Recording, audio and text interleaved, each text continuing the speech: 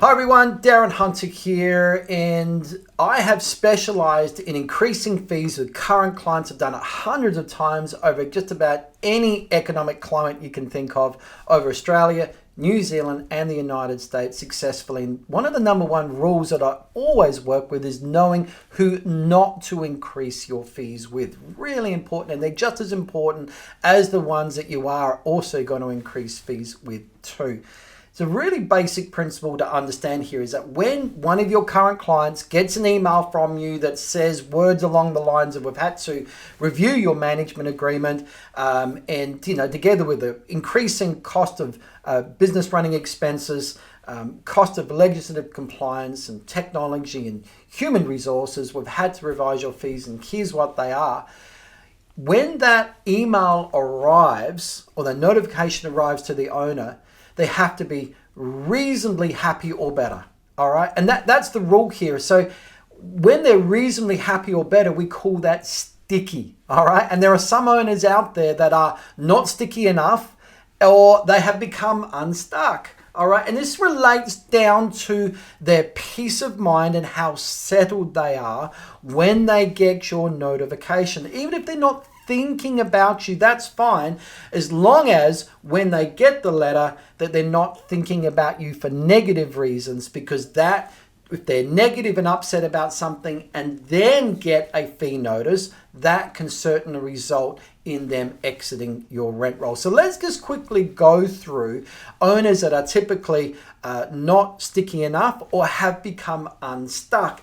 And there are 5 that you need to consider. Number 1 is any owners that are still in a fixed term management agreement. That's pretty simple. And, people on the East Coast or New Zealand or United States go, well, I don't deal with fixed term management agreements. I know that. But in South Australia, it's very common. And in Western Australia, it's very common. So, and particularly in Western Australia, I work with agencies there that work on the next time that their management agreement gets renewed, because they renew them, for example, every 2 years, that's the time when they increase their fees. And that's very unique to Western Australia, whereas South Australia just does an initial 12 months and then goes on to open. But in any case, so you may not be applicable under number 1 condition of avoiding fixed term management agreements. The next one is anyone that's signed up in the last 12 months. As far as they're concerned, they did a deal with you. You agreed to those fees. If you come to them 6 months into the contract and say, hey, look, I need you to pay more, you've got to be very, very careful around that. So wait at least 12 months with a new client before you consider putting up their fees. The next one is, of course, any rent rolls that you've purchased in the last 12 months. Just leave them alone. Your job is to get them settled, to build trust, and for them to forget about the last agency that they were with. Now they're with you.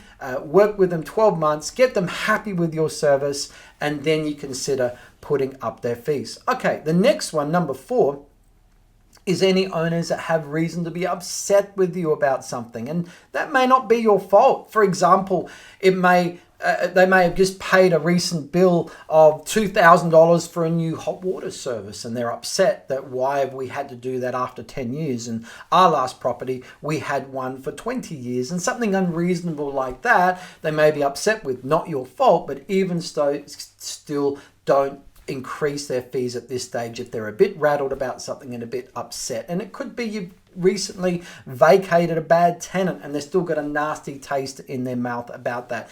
Just time's a good healer. Let a few weeks pass, a few months pass, depending on the situation, before the waters of time have washed it away, and then they're back to a settled state.